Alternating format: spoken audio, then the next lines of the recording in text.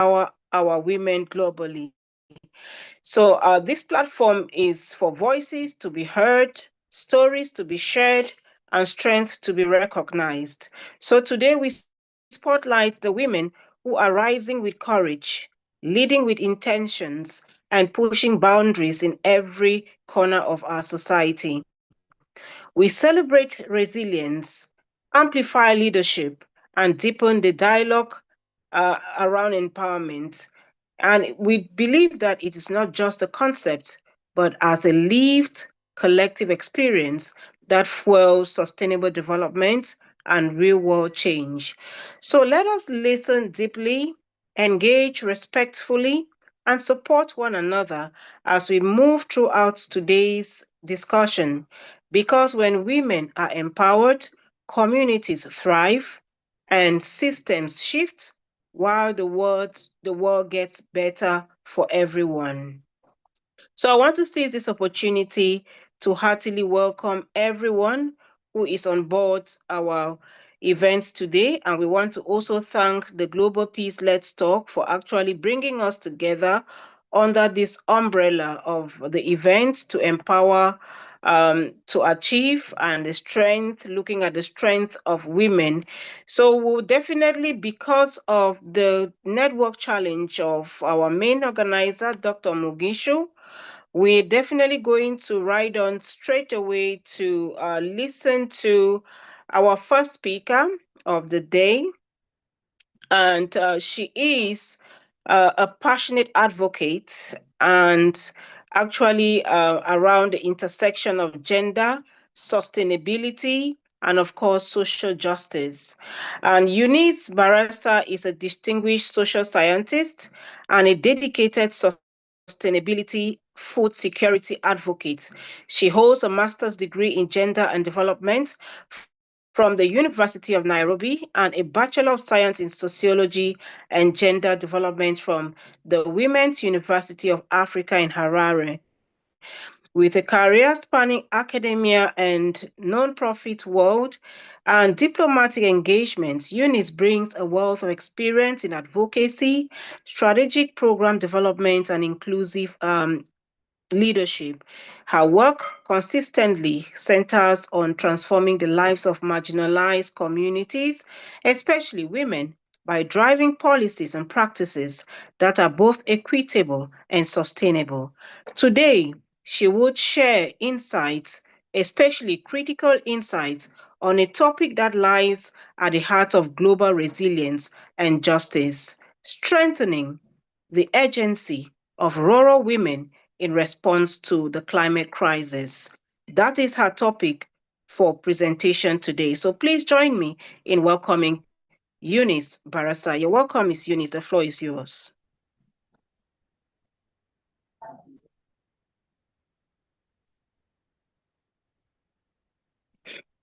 Hello, everyone. Thank you so much, Ms. Oba, for such a great introduction. I always say that expect anything from technology. It can really disrupt you, but we have to flow with it. We are the ones who created it, therefore, we are still in control. I don't know if you can hear me clearly from Yeah, we your can hear end. you. We can hear you Fine. 5 on 5. Okay, thank you very much. I'll start by saying that I'm seated at a place that is not very quiet. So once in a while, you're going to hear vehicles passing or people speaking around. But I'll try my best to be as audible as possible so that the communication still continues. Um, Thank you very much. My name is Eunice Barasa, as introduced by Ms. Oba. I am a gender and youth development practitioner. I'm a sustainability advocate. I speak around food security because that is what is actually at the heart of my operations and as a practitioner. And today I am so grateful, particularly to Global Peace Let's Talk for convening this conversation today. and for enabling us, to bring our different voices from the different geographies across the world to come together and speak around issues on women and what women have done, what women can do, and how women can be strengthened. And of course, speaking about women alone today does not mean that we live in alienation from men. We are a society that comprises each and every one. So today we are talking about women, and we can proudly say that. I will be talking about the agency. How can we strengthen the agency of rural women in the response to the climate change crisis that is facing the world currently?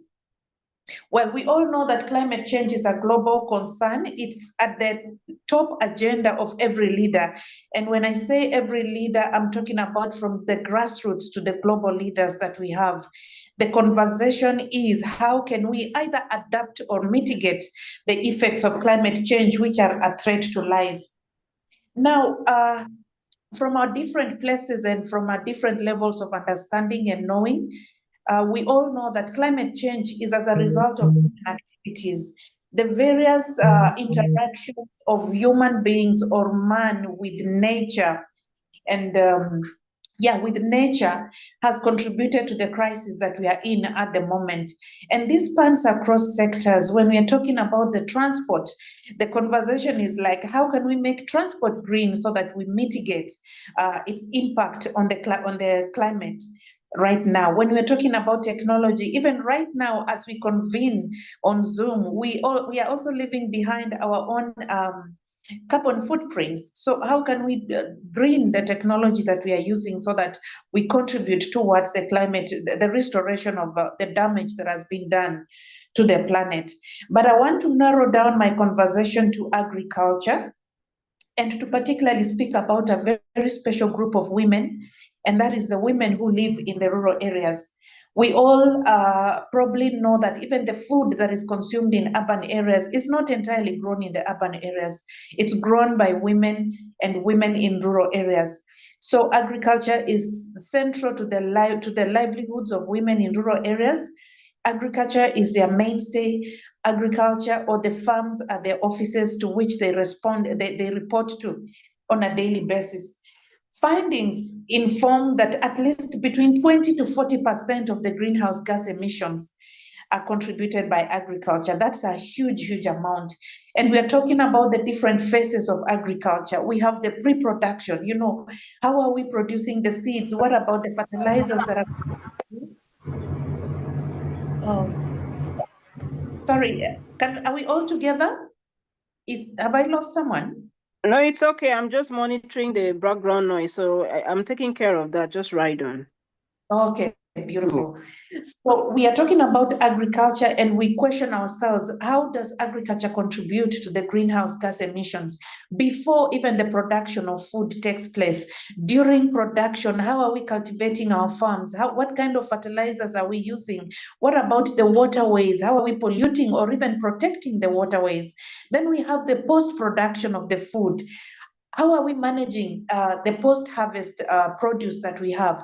Do we have any losses? How are we disposing of the losses? Because the entire value chain from pre-production, production to post-production has its own unique and a significant contribution to the greenhouse gas emissions. Now, where is the place of the rural woman in this entire process? Because rural women are totally dependent on climatic conditions when it comes to the production of food. And they do their best to ensure that at least there is food that is transported even to the urban areas for people to consume. We're talking about a mother who is worried about her child, who moved to go and look for livelihood in the city. And every weekend she has to package food so that that food is sent to that child. We're talking about a group of women who come together so that every weekend the produce that they've worked so hard to produce is put in a van so that that food is transported to a market in the urban area. These are the thoughts that occupy these women.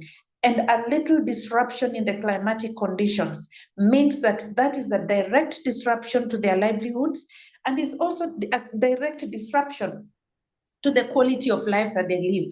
Because from that small piece of land, when to others a kitchen garden is a luxury, it's a place where you can walk in and probably enjoy the sun of the day. To a rural woman, that small piece of land is her school fees for the children. That small kitchen garden is where she's going to get a few coins so that she can take her frail body to the hospital. That same small piece of land is where she's going to get money so that she can support her children.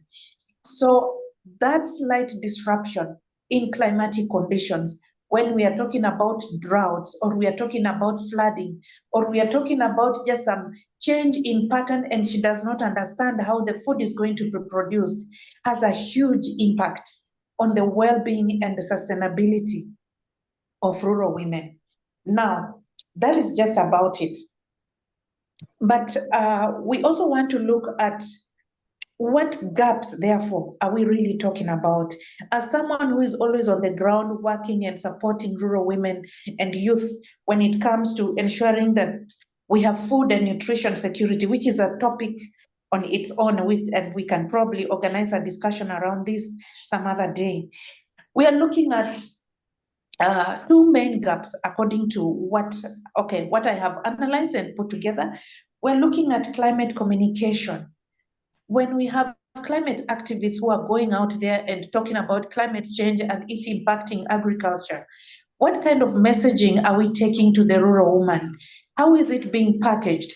Because in most cases, you get to the ground and you try to question if they understand anything around climate change.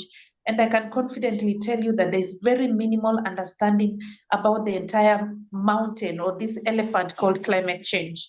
All we are doing as climate activists is to go down there and we start putting or shoving, I call them reactionary activities. We start telling them, you need to learn this skill, you need to stop using these synthetic fertilizers, let's get back to using organic manure or manure from our animals. We are quickly giving them solutions without backing it with some level of intellectual understanding. So what these desperate women do is that they just respond to this group of high-profile urbanites, either women or men who have driven in very big vehicles. They go to a rural area and we start issuing change to the way they are doing their farming practices. So what they do is, yes, we are telling them, drop synthetic fertilizers. Let's start using our own manure from the animals or from the chicken from our yards. The women are going to follow that. They will do it 1 to 3 times. They realize the productivity is not as much as expected. Then immediately they drop that solution or that suggestion that we had given them. For me, there is a gap in communication. Let's simplify the messaging around climate change so that when we go down to the grassroots, we are giving them communication that they can consume. We are leaving them with a lifetime impact in terms of communication. When you ask a grassroots-based person that, what is carbon footprint, we have packaged it so heavily and so scientific in such a way that people on the ground cannot really understand. So it's my appeal to those people who are communicating or channeling out information around climate change and its impact on agriculture to disseminate this information in a very simplified, easy to consume manner so that our women can benefit from the knowledge that is being dispensed down there. Then the second biggest gap that I have observed is alienation from green development. What do I mean by green development? It is like we are living in the third dispensation or in the dispensation of the third industrial revolution.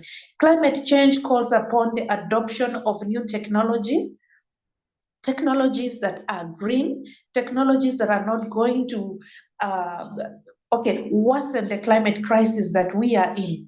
Rather, new technologies that are going to be, that are going to adopt probably the use of green energy, that are going to be appropriate to the growing of crops, that are going to limit carbon emissions. This is what I call green technologies. Now, with new innovations, we bring about green development, new systems of doing things, new products that are going to emerge, new policies probably Where is the place of the rural woman in this green development that is taking place? Who owns the means of production after all? Who is coming up with the innovations?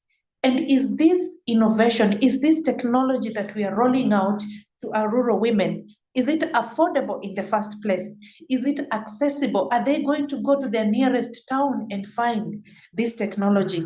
Is it a kind of machine that has been designed with the woman in mind, knowing very well that these women probably they cannot lift a machine that weighs 500 kilograms? Who is designing this and who owns the proceeds from this technology? So these are the kind of things that I am questioning even in my interventions. Where is the place of the rural woman as we go or as we adopt, as we appropriate green development that is coming along with a lot of innovation? Now, we may have to talk and highlight all the problems that we have. They are just so much. This is just but a condensed something. Okay, I've just put it together for the sake of this conversation. But what is the way forward? For me, it is just one solution. We have to look at the gender-sensitive sustainability design. What do I mean by sustainability design? I'm talking about a mindset that questions the information that is being packaged around climate change that goes to the ground, a mindset that questions the kind of services, the kind of products. And you sit back as designers, we're like, yes, we are designing information packages, we are designing services. We want to roll down products that are going to rural areas to support agriculture. But where is the woman in this design that we have come up? Because yes, we are responding to the climate crisis, but has the voice of the rural woman been captured in the solution? Has the culture in which this rural woman stays been given consideration? Has her voice been lifted? Is the level of education been considered as we design these solutions that are going to address agricultural problems where the rural woman is best? So in a nutshell, this is what what I came up with in the interest of this conversation. We highlight climate change, where it is, and how it impacts the rural woman in terms of her production of food. What are the gaps that we have highlighted? We are looking at climate communication. We have to improve on the packaging. Then we are also questioning, is the woman, the rural woman, involved in the green development, as it were? And what is the way forward? Are we sensitive enough in designing the solutions, sustainability designs, as we roll them down to the rural woman? Thank you very much. I don't know whether we are going to entertain questions at this particular time or probably later. Ms. Oba, back to you. Thank you. Thank you very much. Please, can we actually give her a round of applause by giving her some flowers in the chat room? And like I always say, sometimes when you start your day with such mind-blowing conversations, it definitely gives you a sense of belonging, that as a woman, there is something you can definitely offer out there, and there is something we can actually put together to make this world a better place for all women globally. So thank you so much, Eunice, for such a powerful and insightful presentation. Your deep dive into the intersection of agriculture, food security, impacting climate change clearly highlights the often overlooked realities faced by rural women. And your analysis is not only emphasized through the critical role women play in climate resilience, but also underlines the urgent need for inclusive, gender-responsive policies and actions. So we appreciate your expertise and your ongoing commitment to creating sustainable solutions that empower women and uplift our entire communities worldwide. Thank you as well for reminding us that true climate change must center the voices and agency of women through your very realistic analysis and the lapses that you've identified. Now, please, because of time, we will definitely be waiting for your questions and remarks in the chat room. And towards the end of this event, we are going to read out the questions and have all our guest speakers respond to them accordingly. So please just bear with us and do not forget to give your appreciation to Madam Eunice for this brilliant presentation. The chat room is definitely open for you to do these. Please, this is really, really a good reflection for all of us, and we should take it as a pointer to start making some realistic analysis as to what the lapses around food security agriculture is causing in the situation of around the situation of women in connection to climate sustainability. Thank you again. Now we are moving on, and we are so grateful that at this point we have Dr. Mugisho, who has joined us. And just to say that he is the main organizer of this event. And today it is my great honor to actually introduce him. And just to say that Dr. Mugisho is a proud citizen of Democratic Republic of Congo and a highly respected university lecturer and researcher with decades of experience across various African countries and universities. He holds a PhD in gender studies, a master's in conflict resolution and peace studies, and a bachelor's in education specializing in English language teaching and African cultures.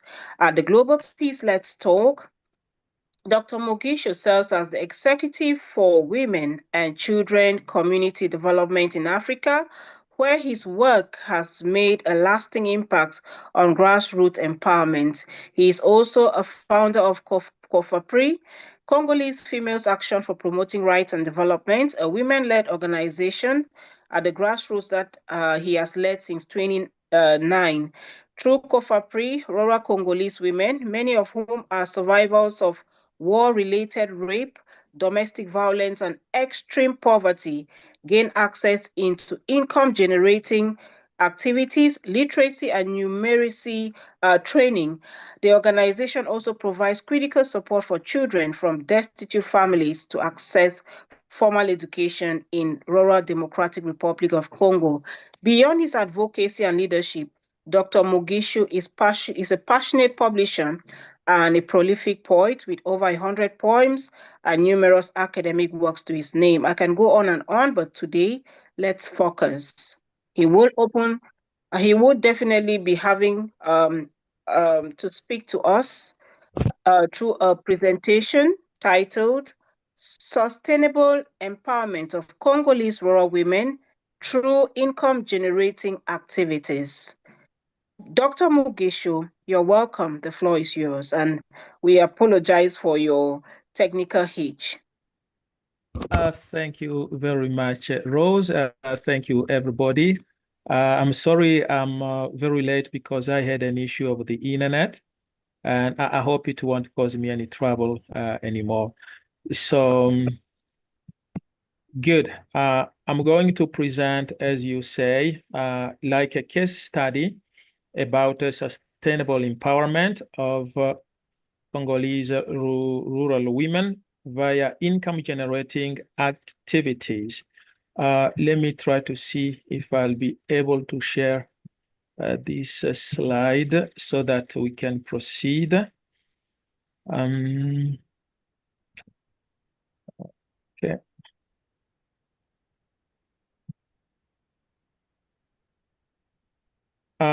I hope you can see the slides. Yeah, we can see your slide. Okay, thank you.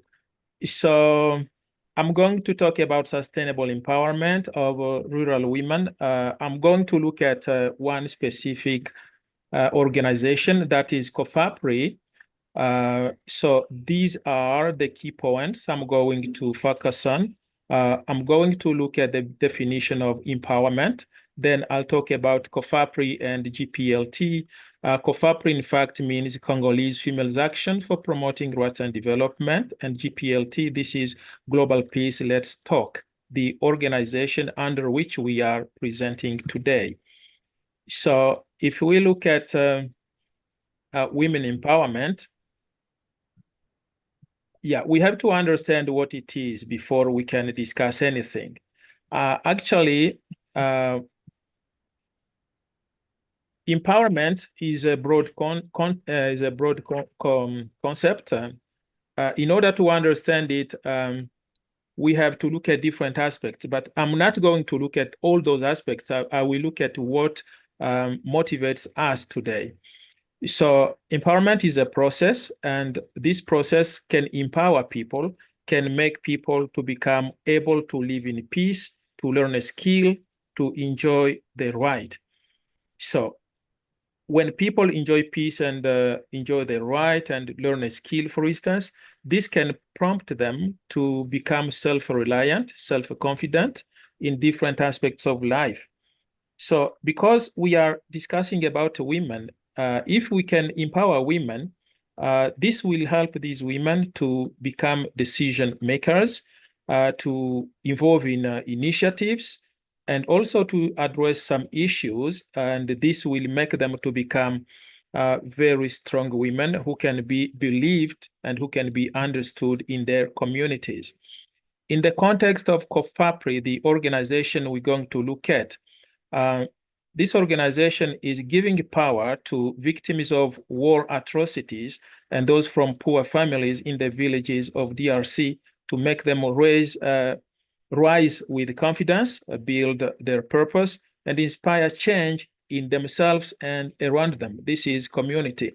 In other words, when a woman is empowered at COFAPRI level, these women, you can see through them that they are now becoming confident, they can earn an income, and what they are earning is also having a positive impact on their communities.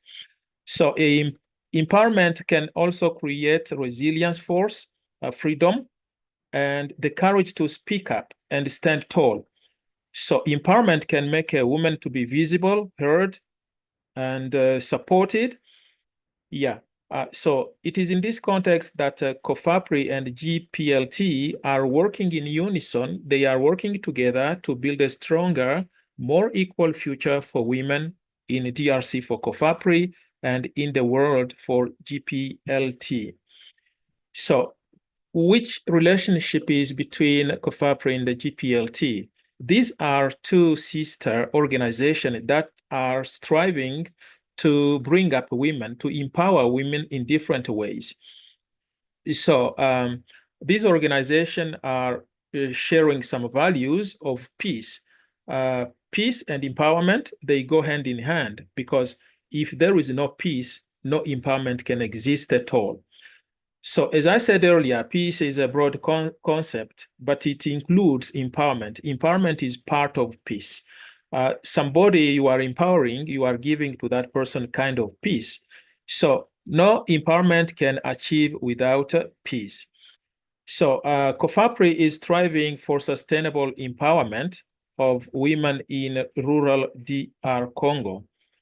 So, and these women have been victims of armed conflict. They are in fact survivors of armed conflict atrocities. Those women have gone through GBV, maybe at home or in community. And we also support women who are destitute destitute families.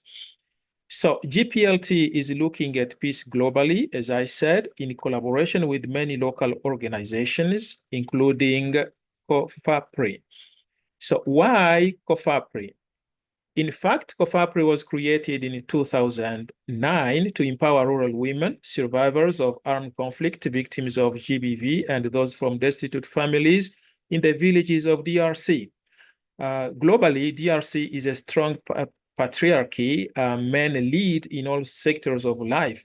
This makes GBV become rampant, mostly in villages where most women are not schooled.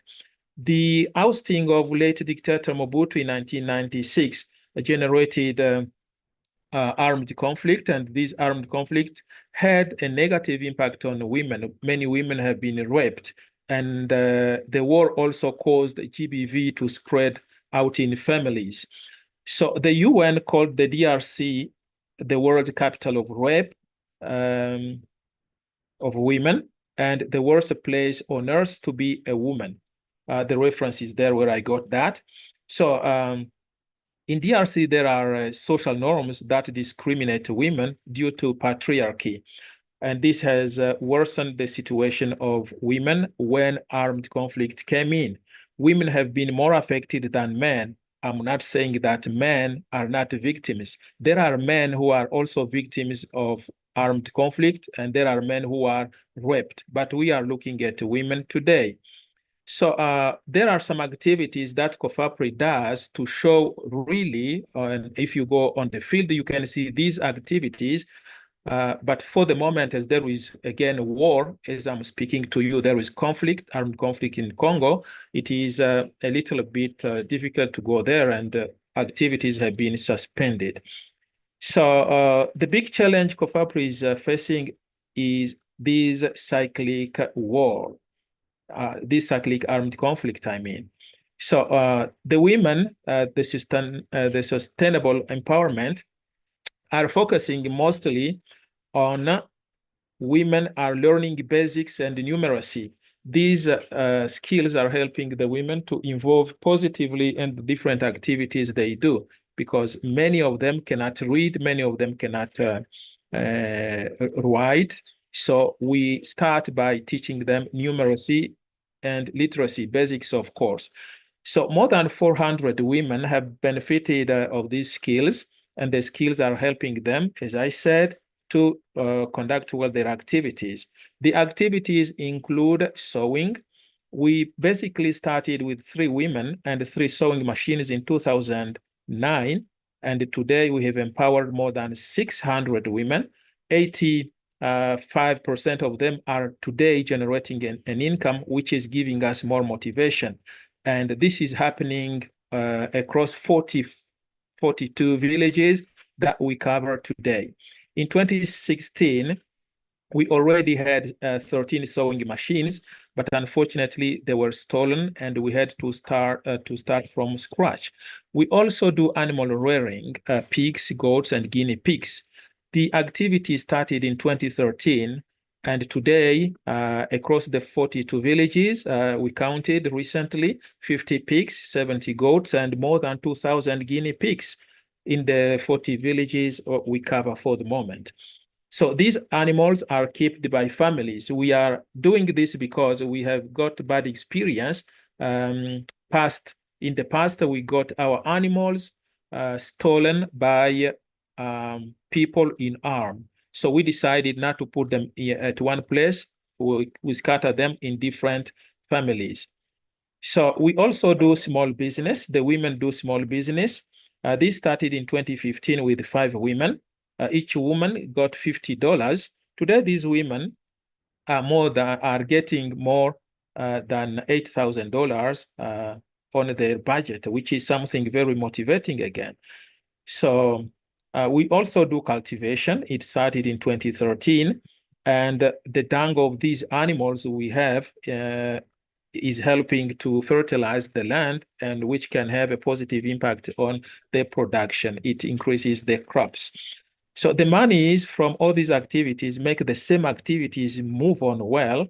Some of these women often give back to COFAPRI. For example, there are some women who learned sewing, and they come back to COFAPRI, said, look, you helped us, we gaining money, we are now okay, let us support you. And they do it willingly, they don't ask any payment.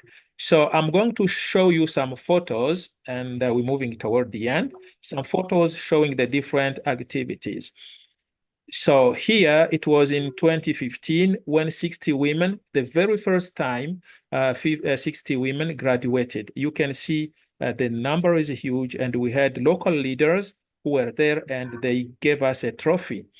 This is another activity of women in another area called Katana. That was in 2016, where we also gave certificate to around 50 women who had been learning basics in numeracy and literacy. And on the same occasion, I was there. The women decorated me with a golden medal, and they gave us a trophy for the good activities we are doing. So in the photo you're seeing, this is a woman in a workshop in a shop where they learn sewing. So the following photo is, I said before that we also support children. So here we bring children school materials and school fees. We cover something like 12 schools in the area, and the children are doing very well. Here we have guinea pigs. This is animal rearing. Those animals are small but very, very productive. I think it produces within 3 months. So I told you that we have more than 2,000 pigs. This photo shows you some small business where women are selling. They retail what they do as business, and all the monies they get is helping them to involve in the other activities. The photo here shows the crops, harvest of, these are eggplants these women had been cultivating. Now they have produced, they put in bags, and they can take to the market. So that is, in brief, what COFAPRI is doing to empower women in villages of DR Congo. When a woman is empowered, make sure it is not herself who is empowered, but the whole community, the whole family she comes from is empowered. So this is the end of my short presentation on how women are empowered in the villages of DR Congo. And please, you can support us. As you see, the link is there, COFAPRI on Facebook. Please, you can go and share what we do, or you give us a like. That is also a help. So thank you very much. I appreciate for your attendance. And at the end of my presentation, thank you. Thank you so very much, Dr. Mugisho. Please, can we offer him some flowers in the chat room? This is quite commendable. Thank you so very much for such a powerful and enlightening presentation. And Dr. Mugisho, your deep commitment to grassroots empowerment was clearly reflected in the impactful case study of COFAPRI. And the way you illustrated the transformation of rural women's lives through income-generating activities was truly inspiring. I'm sure many of us who are listening to you are definitely with pens and papers to take down some notes, so that at the end of the day, we can be able to start seeing how we can collaborate, we can learn from the examples that you're applying with the so little that you have. I say so little because we need to support this initiative through the link you have dropped in there. So it is clear that your work is not only addressing immediate needs, but also planting seeds for long-term sustainability, which is applaudable. So the integration of literacy, education, and economic opportunities stood out as a model for holistic development. So we truly appreciate your vision and leadership in creating pathways of hope for women and children in DRC. Thank you so very much. Please do not forget to drop some comments, some questions, and equally find out more about COFAPRI and how you can support them to reach their mission and vision so that they can have the desired outcome in the chat room. We will definitely read any questions or comments to this effect at the end of all the speaking slots of today's event. So we are moving on, and it is my pleasure to introduce the third speaker, a true literary powerhouse and global educator whose work continues to uplift and inspire voices across generations.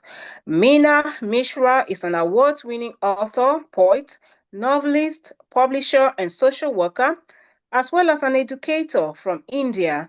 She was recently honored with the Cambridge Dedicated Teacher Award, South Asia, 2024, that's just last year, a testament to her outstanding contributions to education and literature.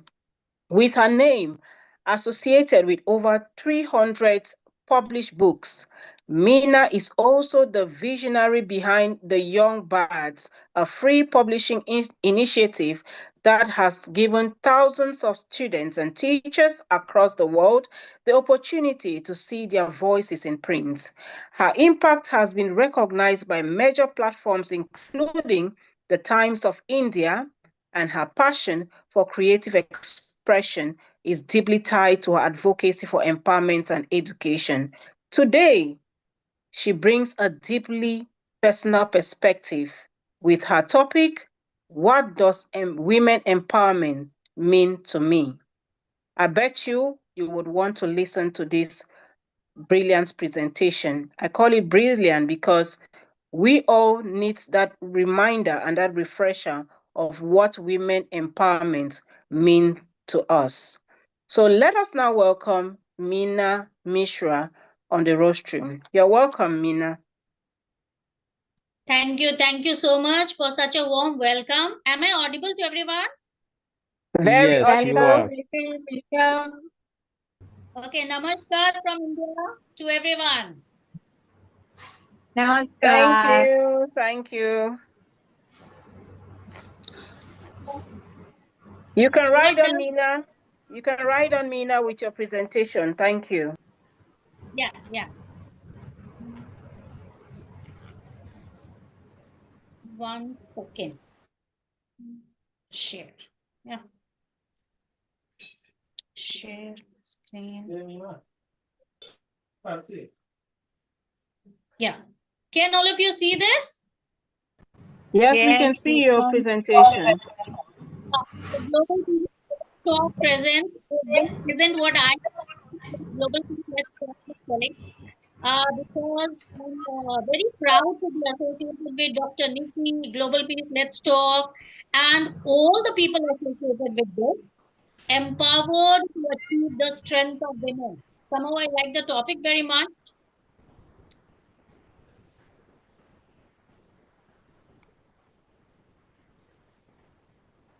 What does women empowerment mean to me? So this is what I'm talking about. But before that, I would like all of you to look at these pictures. Please observe the two pictures, two slides that I've put.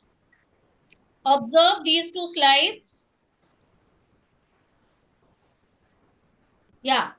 Now tell me in the chat box, what thoughts come to your mind looking at these two pictures, these two slides?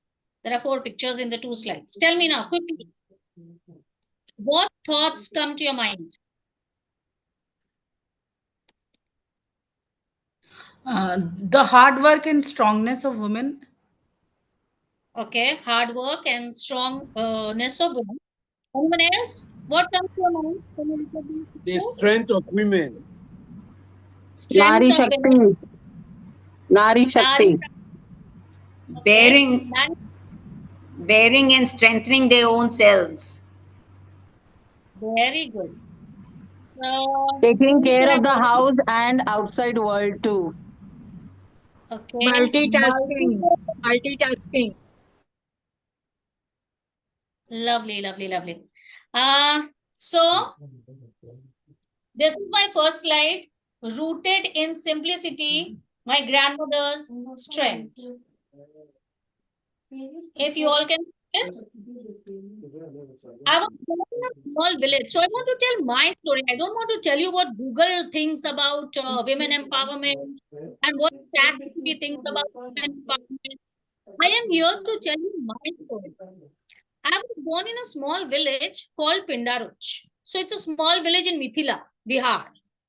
My earliest understanding of womanhood came from my grandmother, who had 8 children and nurtured them with unconditional love. She never expressed dissatisfaction about the absence of luxuries or personal space. She didn't question why she wasn't exploring the world or dressing up for outings. Her life revolved around her children, husband, home, and rituals. And she did it with such grace that I never once saw it as suppression. In her silence was a strength. In her stillness was her power. She was the center of a family, a calm force who never raised her voice, but whose presence demanded respect. She never spoke of empowerment, but she lived it in her way. So this was when I was born in a small village, Pindaruch. Then I moved to Hazaribagh. There's a small township called Chari where I grew up. So it's a tribal area of Jharkhand. So women in the wilderness, what I saw shifting from my grandmother to the women in the wilderness, that is the tribal mothers of Jharkhand. I grew up in Chari, a quiet township, cradled the hills and valleys of Jharkhand. That the landscape painted my idea of what being a woman meant. The tribal women I saw daily were fires in their own right. Their toddlers tied securely to their backs. I showed you the picture of that. They tilled the land, carried bundles of firewood on their heads, and walked miles to sell vegetables. They laughed, talked, shared stories. Their spirits unbroken, their rhythm uninterrupted. There was no protest about men not sharing parenting roles. There was no debate about rights. These women weren't waiting for recognition. They believed in their capability to manage both the home and the field, and they did so with enviable composure.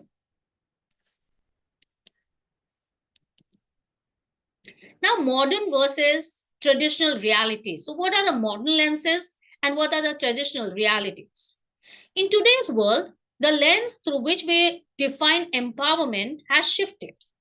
Independence is measured by economic status, travel freedom, and professional acclaim. But the women of my village, my grandmother, the mothers of Chari, knew none of these. Yet I never saw them as weak. Their decisions may have revolved around their families, but they owned them. Modern perspectives may label such lives as limited, but those women were not victims. They chose to give, and they did it from a space of inner authority. Empowerment is not about mimicry of male roles. It's about being able to choose without fear, shame, or guilt. So when we talk about women not going out, women not working in offices, women not becoming CEOs, it is their choice. They don't become less empowered because they are not moving out of the house. They don't become less empowered because they are not working in offices. They don't become less empowered because they are not wearing Western dresses. Emotional autonomy, feeling safe in one's role, that is very important for women. One of the strongest markers of empowerment for me is emotional autonomy. If a woman feels safe, secure, respected, and valued in whatever role she plays, be it homemaker, CEO, farmer, teacher, or artist, according to me, she is empowered. My grandmother's joy came from cooking for a family, observing rituals, narrating folk tales. The tribal woman's sense of purpose came from nurturing a child, farming simultaneously. If a woman chooses to raise her children full time and she does it with a sense of pride and not compulsion, who are we to call it a lack of progress? Choice is the essence, joy is the indicator.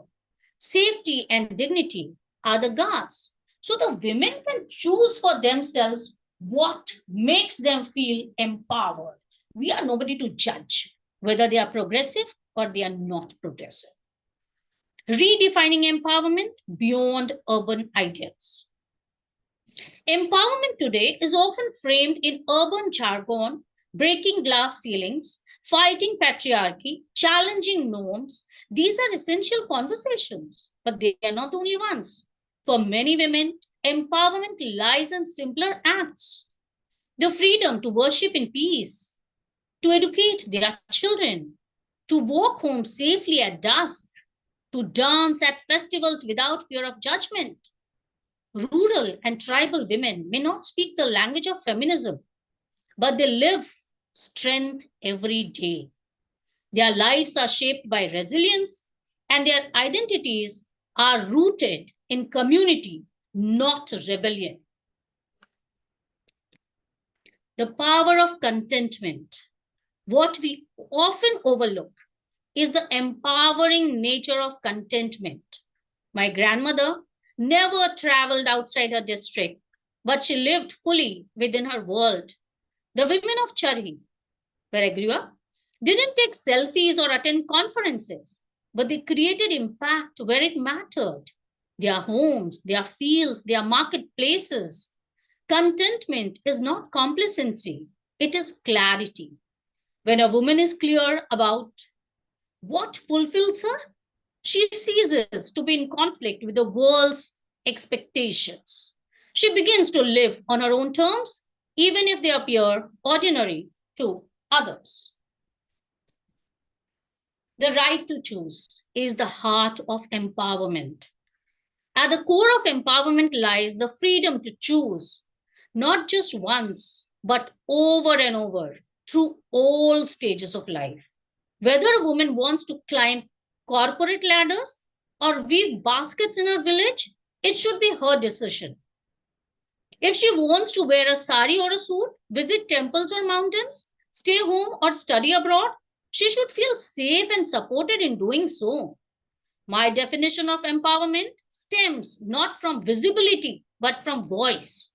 When a woman listens to her inner voice and follows it without fear, she is powerful. Recognizing uncelebrated strengths. Modern narratives often fail to celebrate the everyday heroism of traditional women. The mother who walks 2 kilometers to fetch water, the grandmother who teaches values through stories, the girl who resists dropping out of school. These are acts of courage too. We need to expand our idea of strength to include the quiet ones. Empowerment is not always loud. Sometimes it whispers through lullabies, chores, or quiet acts of resistance that don't make headlines but build legacies. Empowerment and dignity go hand in hand. When we look at a woman and judge her for her choices, be it staying home, having many children, not fighting traditional roles, we strip her of dignity. True empowerment includes respecting the path she has chosen. My grandmother might not have been on social media or earning a salary, but she was a dignified woman, proud who she was. That's a lesson I carry forward. No woman should be looked down upon because she finds fulfillment in roles the modern world deems outdated.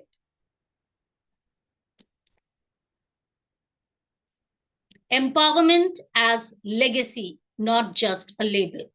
For me, women empowerment is not a hashtag or a slogan. It's a legacy passed from grandmothers to mothers to daughters, through the way we live, the choices we make, and the values we uphold. It's about walking with our heads high. Whether we are in sari or suits or pants, in villages or in cities. It's about being rooted in our truth and confidence in our capabilities. I don't need my empowerment to look like someone else's.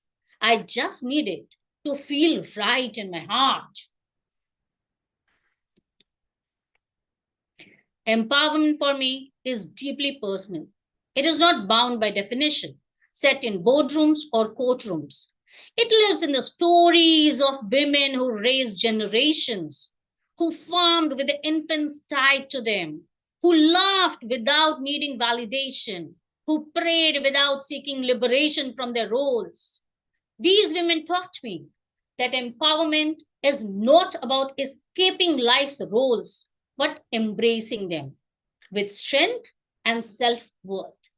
If a woman feels safe, secure, and joyful in the life she has chosen, she is to me the epitome of an empowered soul. Thank you so much. Thank you very much. Thank you so much, Mina. Please, can we share her with some flowers, with some round of applauses in the chat room? Please make sure if you have any experiences to share in a few words, the chat room is ready.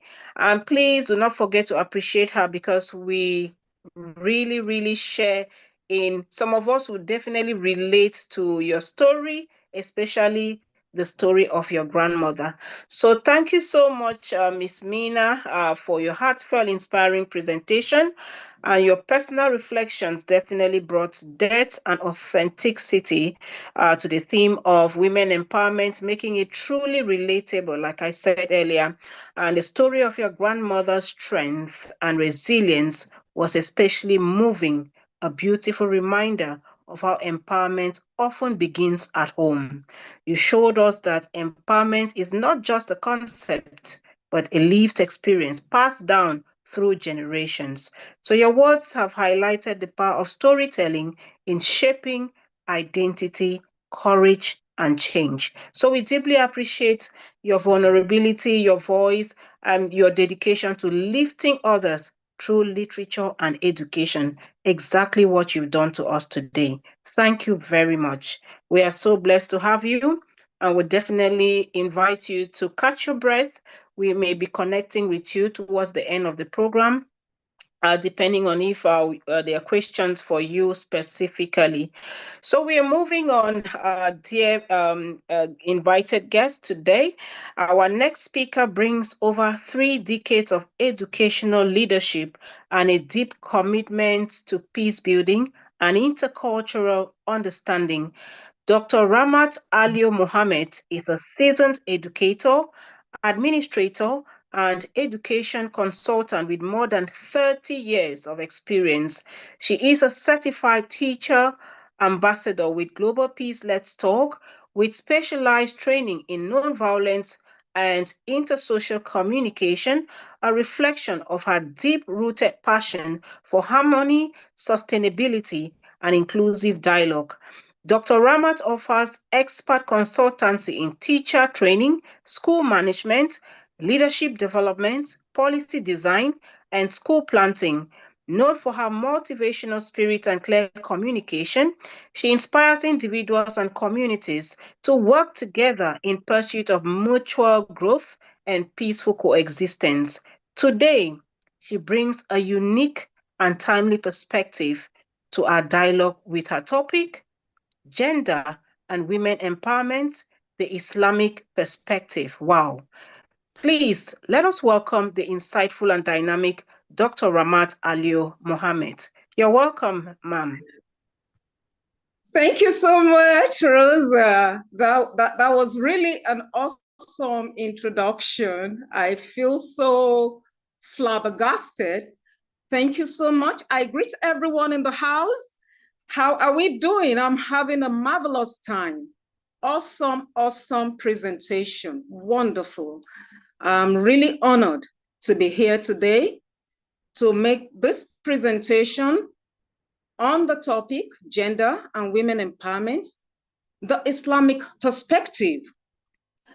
From my name and of course from the way I'm dressed, everybody knows that I'm a Muslim and uniquely placed in the North.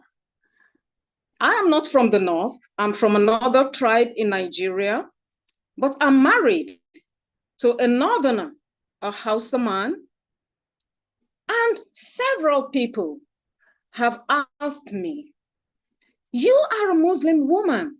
Why are you everywhere? Why are you doing what you are doing? Are you not supposed to be in your husband's house doing domestic chores? And I've been quick to tell them that Islam has empowered women to be at the forefront of championing the cause of humanity, economically, socially, financially, and emotionally. Women, we are the core, the nucleus that pulls and binds humanity. Because after all, humanity comes from us. We give birth. We carry the babies in our womb. We nurture them. We give them warmth and we bring them forth. So our position as women already empowers us right from the beginning of the universe. So it is with deep honor that I address this vital topic today: gender and women empowerment, the Islamic perspective. And I'll be making references to the Al-Quran so that we can see that in Islam, women are not relegated to the background at all. In this age where the discourse on gender is often influenced by cultural bias and media misrepresentation, it becomes our moral duty to revisit the divine blueprint of justice and equity as revealed in the Quran and as exemplified by the life of the Prophet Muhammad, peace be upon him. So I'm going to begin by showcasing some elements as tabled out and highlighted for us in the Quran. Let us look at the first one, which is equality in creation and spiritual worlds. Islam lays the foundation of gender equity from the very origin of creation. Allah subhanahu wa ta'ala says in Surah Al-Hujurat, chapter 49 and verse 13, "O mankind, indeed, we have created you from male and female and made you peoples and tribes that you may know one another. Verily, the most honored of you in the sight of Allah is the most righteous." What does this verse imply? This verse affirms not only the biological creation of male and female as equal partners, but also the spiritual equality of all individuals. The Quran never places women beneath men in worth or piety. Another surah, Surah An-Nahl, chapter 16, verse 97, further asserts, "Whoever does righteousness, whether male or female, while being a believer, we will surely cause them to live a good life." Here, the reward of righteousness is assured without gender discrimination. Let's take a look at number 2. Empowerment through education and economic rights. The Prophet Muhammad, peace be upon him, declared, "Seeking knowledge is an obligation upon every Muslim, male and female." That is in Hadith Ibn Majah. This emphasis on knowledge was revolutionary in a time when female literacy was almost non-existent. The early Muslim community included renowned female scholars such as Aisha bint Abi Bakr, who narrated over 2,000 hadiths and was a jurist and theologian in her own right. Islam also recognizes women's economic independence. In Surah Al-Nisa, chapter 4, verse 32, "For men is a share of what they have earned, and for women is a share of what they have earned." Khadija bint Khuwaylid, the first wife of the Prophet Muhammad sallallahu alaihi wasallam, was not only a successful businesswoman, but also a financier of the early Islamic movement. Her example stands as a beacon for Muslim women in entrepreneurship and leadership. Number 3, political and social engagement. Women in Islam were not confined to domestic spheres. Salama was consulted on matters of state, and Nusayba bint Ka'ab, a warrior and a defender of the Prophet at the Battle of Uhud, demonstrated women's active participation in the public domain. Let's look at contemporary times. In contemporary times, women such as Dr. Hayat Sindhi, a Saudi scientist and policy advisor, and Ilhan Omar, a Somali-American congresswoman, show how Muslim women continue to break barriers, embodying the spirit of Islamic empowerment within diverse societies. Now, let's try and reframe some misconceptions. It's unfortunate that cultural practices, and sometimes these cultural practices are oppressive, have been wrongly attributed to Islam. Islam must be distinguished from the misapplication of its principles.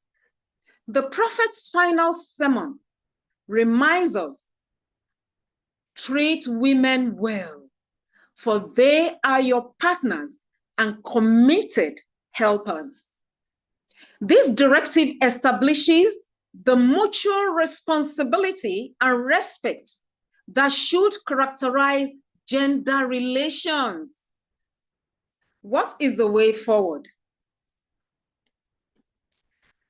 Empowerment that is rooted in values.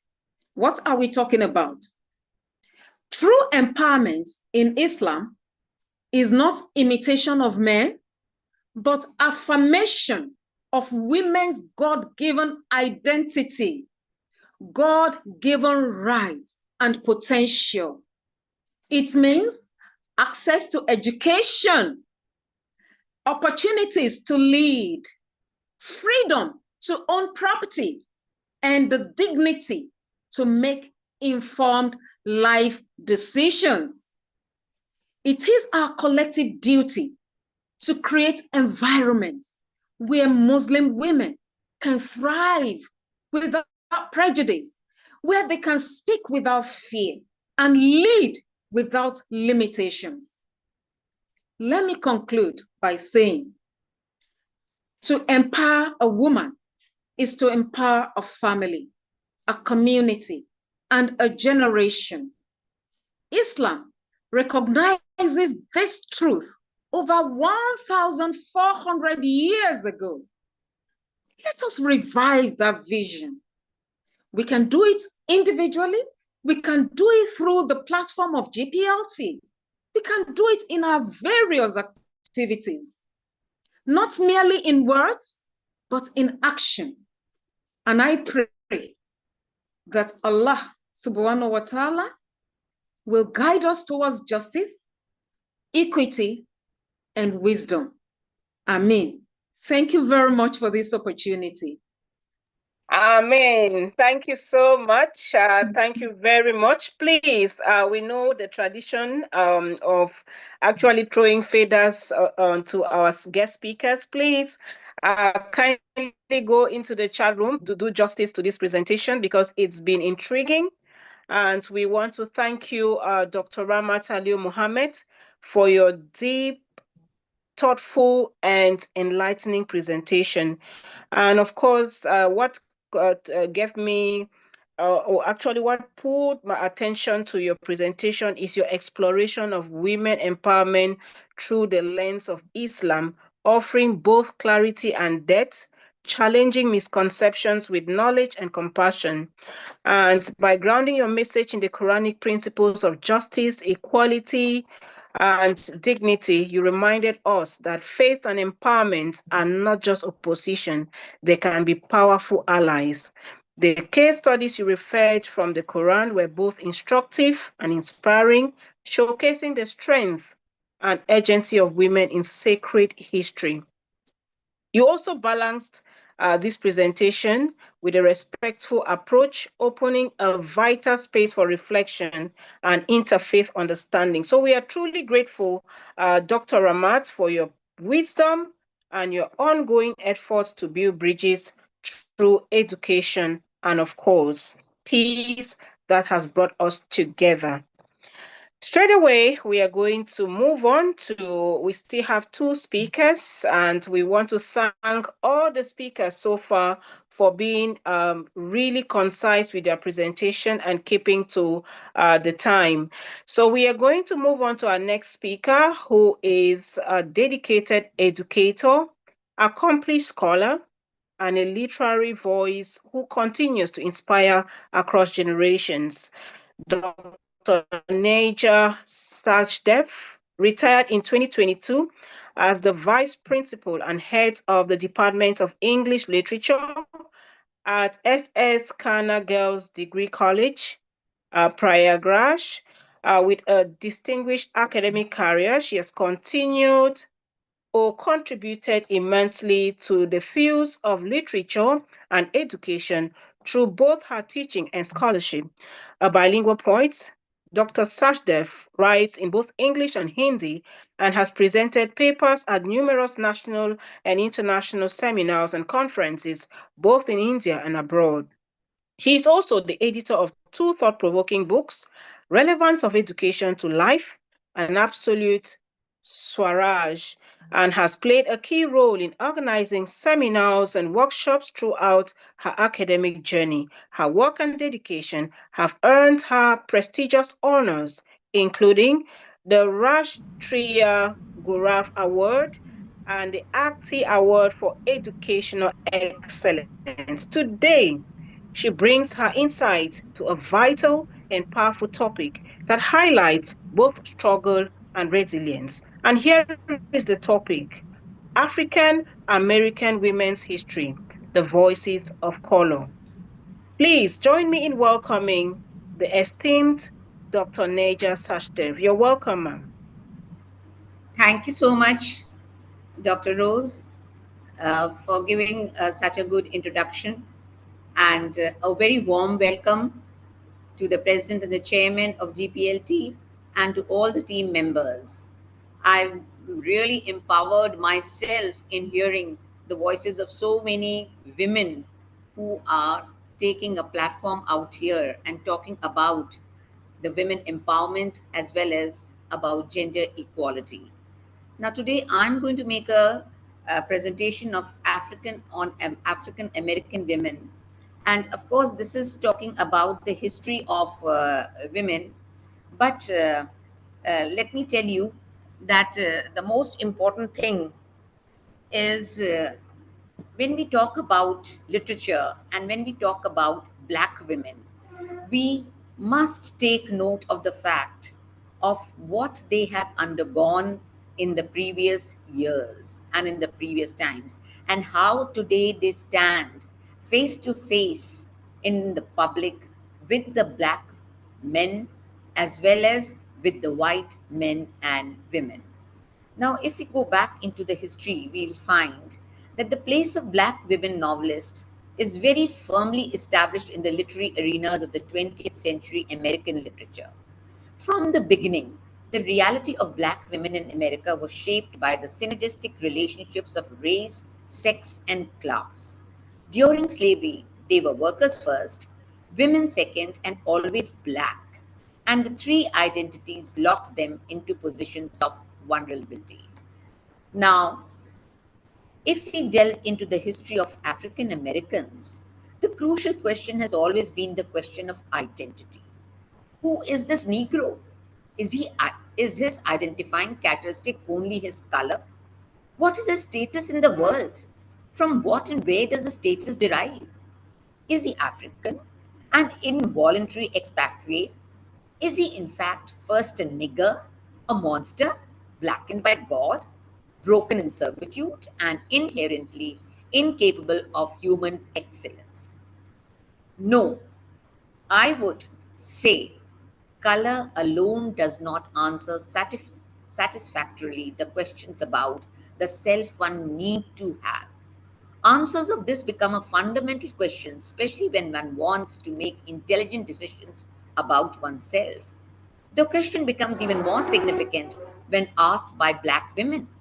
Although the term black is beautiful came into use during the 1960s, there was a time when the word denoted social and mental marginalization.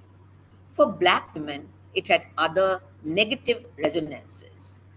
Now, when we talk of color, I would also like to relate it to India also, because in India also this problem of color arises. But yet, one should never discriminate gender on the basis of color. To run the sugar and the cotton plantations in America, there was an obvious need for labor, which the Negro slaves provided. The planters accepted miscegenation between white men and black females as inevitable, but they charged the white woman with the responsibility of being the repository of white civilization. Now,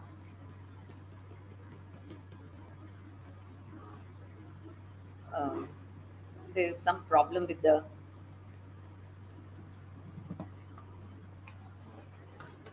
uh, Hey, are you okay, Dr. Naija? Shimna's some.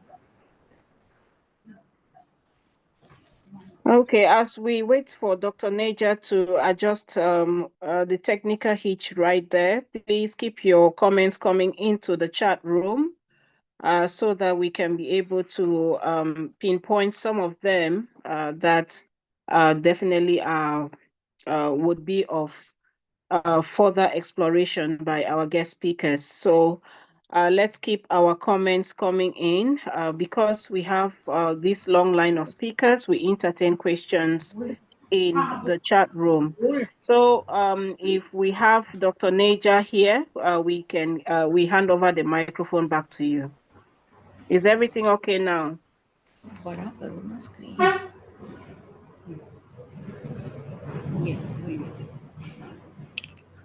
Dr. Nirja is ready. All right, thank you. Dr. Naja, the floor is yours to continue. Yes, sorry for the delay. The late No 18th worries. and early 19th century Southern white woman was socialized from early childhood in the manner which, beyond the question of its relationship to truth, itself contained contradictions. A lady was expected to be a wife, a mother, and a manager.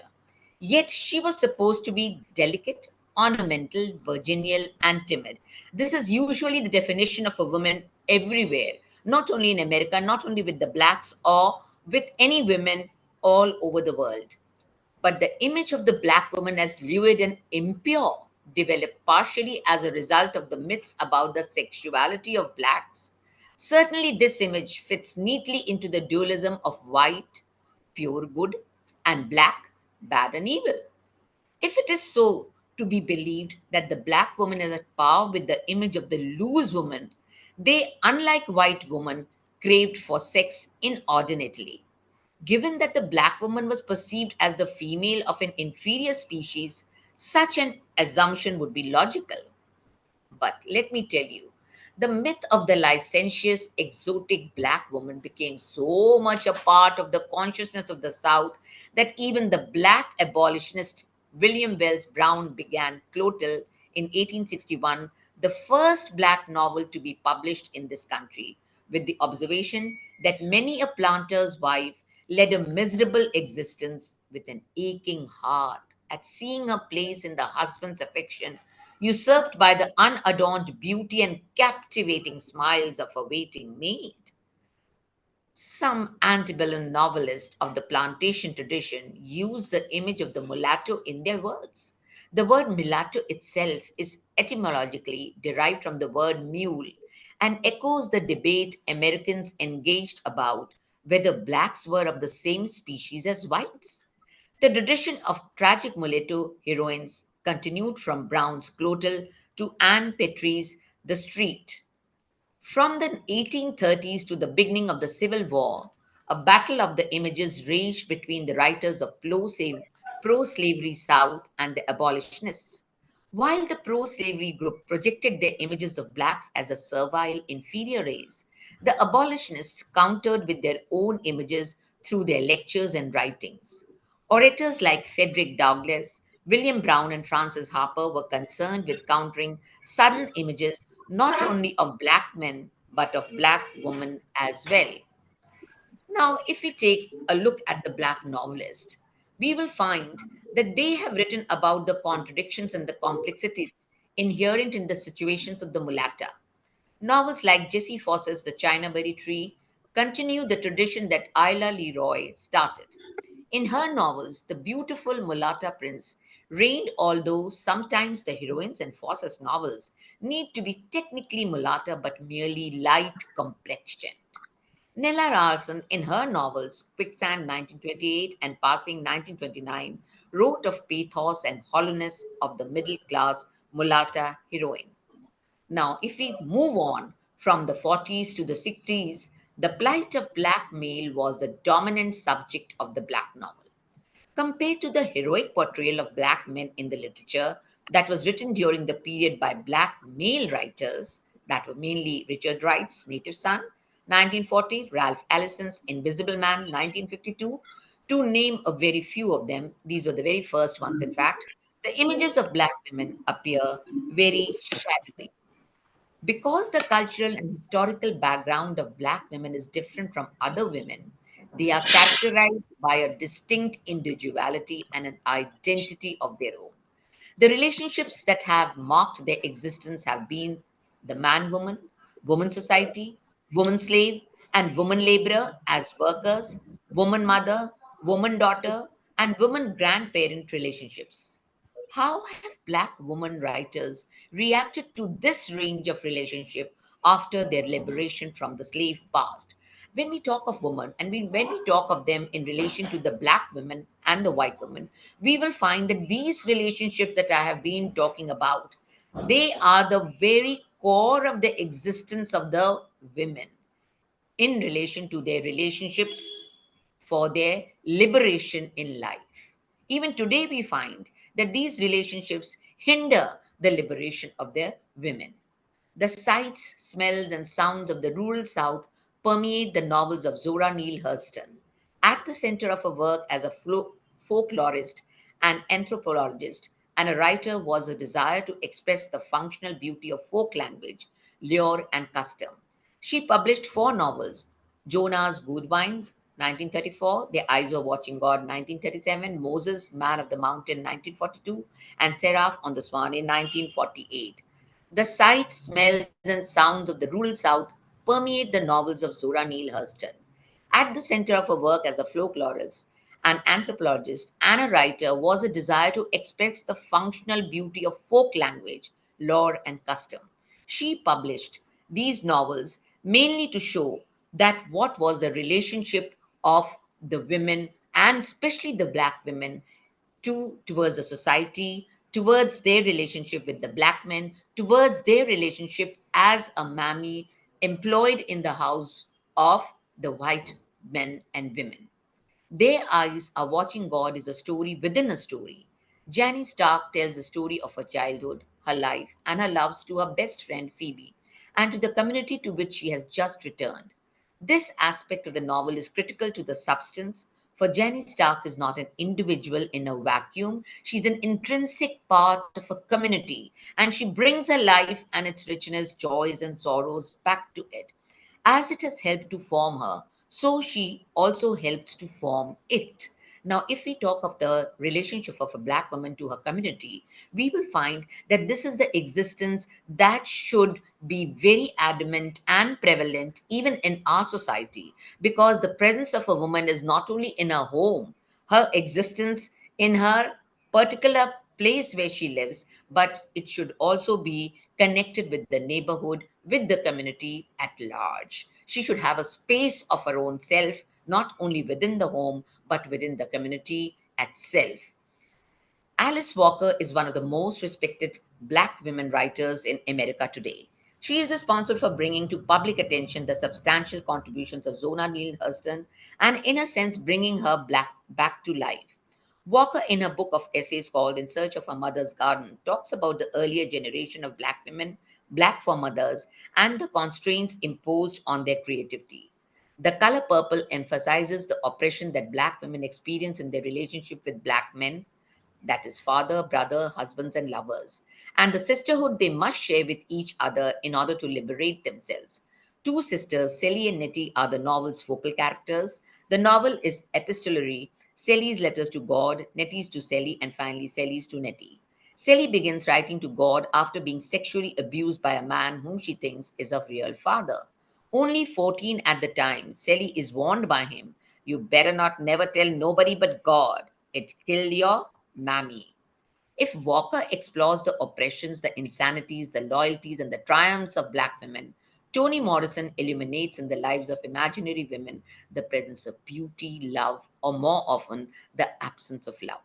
Her first novel, The Bluest Eye, 1970, depicts the tragic life of a young Black girl, Piccola Breedlove, who wants nothing more than to be loved by her family and her school friends. She surmises that the reason she is despised and ridiculed is that she is Black and therefore ugly. Gloria Naylor is another powerful writer who addresses the issue of selfhood in her novels. Each novel is a definitive treatment of Black women or community. The women of Brewster's Place, Linden Hills, Mama's Days, Bailey's Cafe form sequel and emerge from each other. They present reality that a great many Black women identify with and share. At the same time, they are an indication of oppressive social forces and a celebration of courage and persistence. Now, if we talk about the contemporary models of Black womanhood, we will find Stephen Henderson, director of the Institute of Arts and Humanities, said, "What has happened in the past few years is a revolution within a revolution, one that was initiated by and has been sustained chiefly by Black women. This revolution was primarily initiated by an eminent Black woman novelist of the Harlem Renaissance, Zora Neale Hurston, who not only raised her voice but also strengthened the already established tradition of Black woman writers." So, in short, to summarize, what I would like to say is Black women have been dehumanized, brutalized, and devalued as blacks and as female. But today, they share their sisterhood, and they share an equality, a gender equality, on the basis of their color, on the basis of their selfhood and their womanhood. And at that time, Black women were very different from white women, but today you will find there is no such difference. In the former years, they were overweight, submissive, devoted, older Black domestics, and they were you can say, called as or referred as Black mammy. Today, they are no longer that. Black women have a different cultural and historical background, so they have a distinct individuality and an identity of their own. So, talking about Black women and talking about Black feminism, we will say that feminism in today's world is a very diverse and evolving movement focused on achieving gender equality and challenging societal norms that perpetuate inequality. So, first and foremost, our chief aim should be to remove this inequality, and especially these societal norms that are existing, and which are not giving enough space to the women to come out of their shells and establish an identity of their own. Thank you. Well, thank you so much. Can we give Dr. Neja? You are really a force to reckon with. I've learned so much, especially when it comes to Black feminism, when it comes to African women's history, African American women's history, and of course that gap that used to exist and the gap that has been breached thanks to the evolving time. So please kindly drop her some flowers and maybe drop some comments for further exploration. And so we want to use this opportunity to thank you, Dr. Neja, for your insightful and compelling presentation and your exploration of African American women's history, most in particularly citing every bit of what happened back in those days, powerfully honored their voices, resilience, and enduring impact. You skillfully highlighted the intersection of race, gender, and resistance, reminding us of the strength found in the struggle. And of course, I want to appreciate your scholarly depth and empathetic storytelling that brought to life a truly a moving presentation. So we deeply appreciate your contribution to this important dialogue. Thank you so much. And we are so Thank you so grateful much. to have you. Thank you. You are really a force to reckon with. And this comes with so much experience on the ground. And last but not the least, I did not just leave her to be the last, but because she is like a priceless jewel to us at the Global Peace Let's Talk, and she's someone who has actually made sure that gender empowerment goes to every corner in the world. And this credit actually goes to Dr. Shimanes Bano, and it is a great pleasure to introduce her. And she is really a distinguished speaker for today, but a household name in the Global Peace Let's Talk, a true literary force and global advocate for culture, education, and women's voices. Dr. Shimanes is an acclaimed poet, short story writer, translator, editor, literary critic, and lecturer of English with an extraordinary literary portfolio. She is the author, editor, and translator of over 46 international books, including the translation of 19 English books from the Uzbekistan into Hindi, a remarkable bridge between cultures and languages. Dr. Bano currently teaches at the Rajarshi Tandon Mahila Mahavidyalaya. Sorry if I don't pronounce it very well. It's just too long. You can say the In the short name RTMM. RTMM. RTMM. So yes, in Allahabad, India, and holds a PhD in English from the University of Allahabad with over 22 years of teaching experience. She is also the founder and president of the Progressive Literary and Cultural Society in India, a global platform committed to promoting literature and cultural dialogue. Through this society, she has also organized a wide array of international events, from poetry festival to academic conferences, often in collaboration with other organizations across the Uzbekistan, the Azerbaijan, and Turkey. Her extensive academic work includes 75 published research papers and numerous global lectures, both in person and online, spanning countries such as Uzbekistan, Turkey, North Macedonia, and the Azerbaijan. Today, she shares a subject both timely and deeply relevant to our theme of empowerment and voice. Now, she is here to actually talk to us on this very salient topic: rise of women writers in conflict zones, in the case of Middle East women writers. So please kindly join me in warmly welcoming the incredible, accomplished Dr. Shimanes Bano. You're welcome.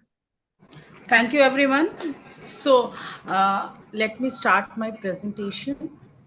Uh, a big thanks to Dr. Nikki and entire team of GPLT. I call it my GPLT family because we are a family. And today I will be presenting on the rise of women writer in conflict zone, especially focusing on Fatima Manissi, Daisy Al Amir, Nazde Al Ali, and Zainab Salvi. These are the women writers who have lived in the conflict zone and have struggled throughout their life, and they have been a trailblazer for the women in their country. I hope my presentation is visible. So It is believed that if you want to know about the culture and society of any country, then you have to read the literature of that country. So the position and transition of women can be examined by reading the literary text of any country. And if we see Arab women writers, then we find that they are considered as one of the most marginalized women in the world. This is due to the traditional and conservative atmosphere of their society. But we have many example of strong women or women as an trailblazer in different field in this in Muslim world, or even in Middle East also. So coming to this, first of all, as a GPLT ambassador, I want to give a message to the world about the war. Since I've been talking about the women who are living in a conflict zone, so they are living in conflict zone because of this war, which have been imposed on them. Either it is a civil war or a war with some other country. So war has always affected the universe, but the truth is that human beings have always been engaged in war since the world started. Wars have been fought for power, supremacy, money, ego, and many such reasons. Whatever there may be the reason, maybe, but the outcome has always been worse. It has not only affected the economy of the country, but the human being as well, and the worst sufferer are the women folk. So these are Kamila Shamsi is an acclaimed writer of Pakistan living in the Western world. In her novel Burn Shadow, she has given a message to the world about the disastrous impact of war on people whom it has been forcefully imposed, as she quote. And she is in this quotation. She's talking about the war imposed on the countries by the United States. So as she quotes, war is like disease. Until you have had it, you don't know it. But no, that's a bad companion. At least with disease, everyone think it might happen to them one day. You have a pain here, swelling there, a cold which stays and stay. You start to think maybe this is something really bad. It is a true fact. Throughout the history, many writers are often motivated and inspired by the war, and it is aftermath which has shaped their writing. It is so because writing being the best medium of expression, hence many women took the help of writing to reflect their experience, to voice their narrative, and to save other women from suffering. These women tend to highlight their own experiences as well as experience of many other such women who are the victim of war and sanction imposed on their country by Western powers. So when we are talking about the empowerment of women, we have to talk about all those women writers who have empowered women through their writing by raising voices against war or against different conflicts existing in their country. So, writing being the best medium of expression, many women take the help of writing to reflect their experience, to raise their voice of their narrative, and to other women from the suffering. Some of the writers who have done commendable work in war-affected zone are Fatima Manisi, Daisy Al-Amir, Nazde Sadiq Al-Ali, Zainab Salvi, to say name few, as there are many more in numbers in the Arab world. So I'm talking about women writer in the Arab world. So the most powerful voice in the Islamic world, we can say, is Fatima Manisi. She's considered as Islamic feminist. Dr. Amat must have read about her also. So Fatima Manisi is considered as the pioneer of feminist writing in Arab world. Being born in a middle class family in Morocco in 1940, she is a sociologist and lecturer and was lecturer because she died already. She is dead by profession in Muhammad V University of Rabat. Because of her great work, she has earned herself as internationally acclaimed Islamic feminist. In her writing, she mainly focuses on Islam and women's role in it, analyzing the historical development of Islamic thought and its modern manifestation. This she has done by a detailed investigation of nature of the succession to Prophet Muhammad, peace be upon him. Her work in English translation includes Beyond the Veil, Male-Female Dynamics in a Muslim Society, which she published in 1975 and was revised in 85 and 87.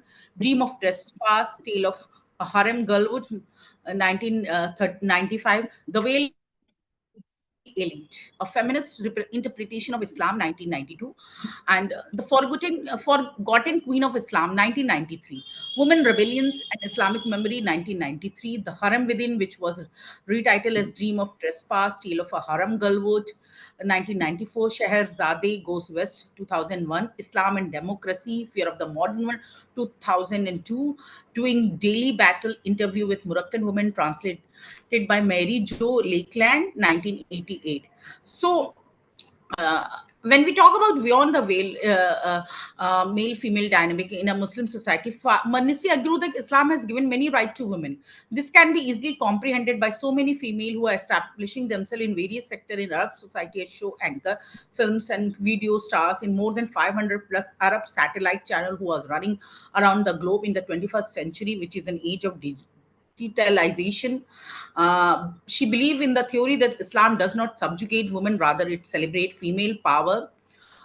And so she is one of the strongest voice in the Arab world, and through her voice, through her writing, she has voiced the narrative of this the women in Islam, and she has inspired lots of women in not only in the Arab world but in the entire Muslim region across the world, educating women about their rights as per the religion which they have been denied by the certain society. Now, talking about women writing in Iraq, women literature in Iraq began with the publication of first women journal in 1923, named as Laila.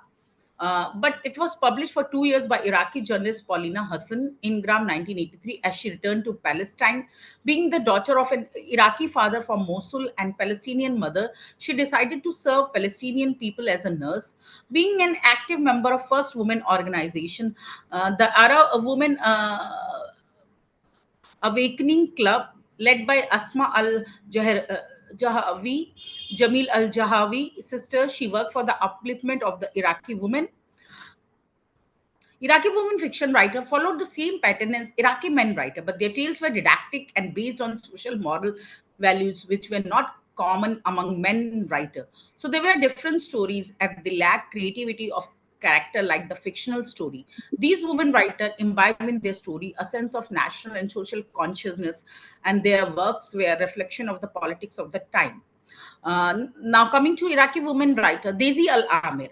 Daisy Al-Amir is an Iraqi writer, poet, and novelist. She has gained recognition with the publication of The Waiting List, an Iraqi tale of alienation, which made her one of the leading female writers of Iraq. She was born in Basra, Iraq in 1935, gaining education in Baghdad and Cambridge, earning PhD in Arabic literature. Her story expressed deep concern on the women's plight and experiences during turbulent times in the Middle East, including the Lebanese civil war and during Saddam regime in Iraq.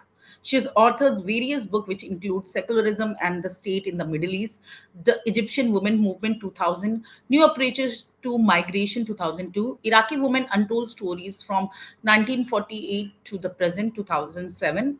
What kind of liberation? Women in the Occupation of Iraq, which she published with Nicola Brat in 2009. Her writing reflects experiences of Iraqi women in the war zone, their struggle, a recent struggle to voice against the US-led invasion of Iraq, which has devastated not only their country, but also the lives of every individual living in Iraq. Because US has did collateral damage to the country. So then the next is Nazdeh Sadiq Al-Ali. Nazdeh published New Approaches to Migration in 2002, which is a critical evaluation of the approaches of the transnational communities, contemporary migration taking place in the international arena. She has thrown light on the relationship between home and transnational communities. Earlier meaning of home was nostalgic for many, but now this trend is changing, evolving because of the advent of globalization. Now the international migrant have developed new globally oriental identities. Her books are Iraqi Woman Untold Story from 1948 to the present. It is a remarkable piece of work highlighting Iraqi women experiences. Then and it is an account of 50 years of experience of many Iraqi women, their life aspiration, loss, and displacement. It gives the reader an insight to go through the lives of women of war-wretched country, the ill effect of invasion of Iraq by US and UK-led armies on the lives of women, their displacement from one country to other is powerful narrated in it. We all know that superpower like USA, mainly USA, and then UK have devastated the beautiful country in Iraq. And the next is Zainab Salbi. She has a prolific personality. She is not only an author, human rights activist, humanitarian social entrepreneur, but also a media commentator who was the founder and former of CEO of Washington-based Women for Women International. Born in 1969 in Baghdad, Iraq, her father was a personal pilot to Iraqi dictator Saddam Hussein. During Hussein regime, her family has experienced so much of psychological abuse that she decided to dedicate her life for women cause across the globe. At the age of 19, she migrated to US, from where she carried out her mission. She was a witness of the plight of women during Iran-Iraq war, and this led her to work for women affected in Iraq war. Sorry. And throughout her life, she had written and spoken extensively on the women affected by rape and other crime and violence during war. She is a leading figure with her extensive coverage on media outlet, which includes 7 times on the Oprah Winfrey Show and the famous Washington Post. For her humanitarian work in Bosnia, she has been awarded by President Bill Clinton in 1995 at White House. Currently, she is working on creating multimedia platform on giving a voice to Arab and Muslim women. She is the recipient of many prestigious award, honors, and prizes, which include Time Magazine Innovator of the Month for her pioneering work as philanthropist, honored by President Clinton at White House, Harper Bazaar 21st Century Heroine nominee 1993, Forbes Magazine Trailblazer Award 2005, Conrad and Hilton Humanitarian Prize on behalf of Women International 2005, World Economic Forum Young Global Leader 2007, David Rockefeller Bridging Leadership Award 2010. Austin College. Then these are her awards, and her work include Between Two Worlds: Escape from Tyranny, Growing Up in the Shadow of Saddam, which was published in 2005. The Other Side of War: Women's Stories of Survival and Hope, 2006. If You Know Me, You Could Care. You would care, 2013. Zainab Salvi published a memoir, Between Two Worlds: Escape from Tyranny, Growing Up in the Shadow of Saddam, in 2005, which reflect her own experience of growing up in Iraq in an adverse situation under Saddam Hussein Ba'athist regime. Between Two Worlds by Salvi deal with the universal theme of power, fear, and sexual subjugation of the understanding to deepen the understanding of an individual. The question being asked by one generation to the before: how could you let this happen to us? Hence, it is a writing quest for truth for every individual. It is a memoir by the author about the lifetime expression inflicted on her family and people of her country. Being unshackled from such repression, she wrote this remarkable, astonishing piece of work, which is a torrent of vividly recalled memories and a complete account of plight of women, people of Iraq torn in conflict, which is not provided by any new scars. Salbi, along with photographer Reni Maifredi, had traveled to countries like Afghanistan, the Democratic Republic of Congo, Rwanda, Bosnia and Herzegovina, seeking stories of women who have been a victim of war. They recorded their experience collaborative in If You Know Me, You Would Care, which was published in 2013. The memoir reflects the experience of those women who have overcome the worst situation of an individual life by their toughness and the spirit of survival.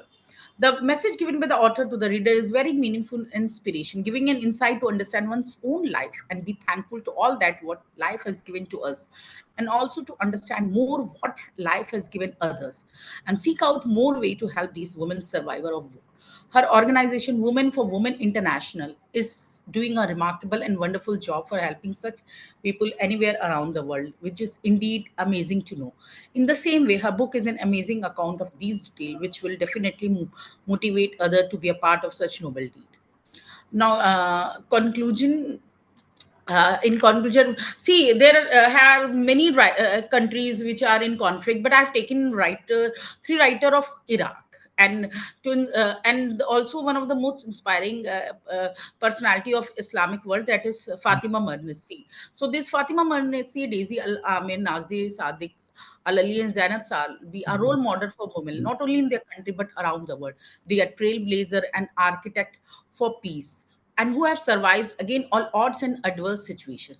Their voice is the voice of transformation, which gives a positive sign that the future belongs to women, and now the new women are no longer marginalized or subaltern creature, but they are strong individual who will not accept any kind of subjugation imposed of them, rather will fight against it. Their struggle to bring peace and equality in the society is clearly visible in their writing. And one example I want to give about Iraqi women is one of the most famous architect, woman architect in the world is Jaha Adil. Was Jaha Adil? She has died, unfortunately. She has died some year back, and she is considered as one of the most famous popular architect. Jaha Hadid, Jaha, Jaha, ZA. You can type her name and find out.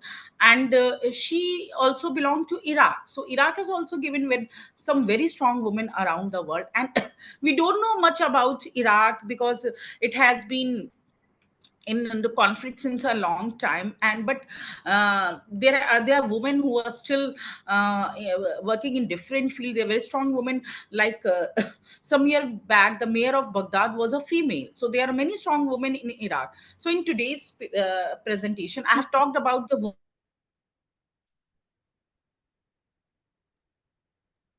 women of Iraq, who have been about women in Syria and women in Palestine, most probably. So thank you. This was my presentation for today. Thank you very much, Dr. Ximenes. Please, can we give her a round of applause for this very elaborate and mind-blowing presentation? We want to be very grateful to you. The comment section is actually there for you to give us some flowers and your feedback in terms of how you received this presentation.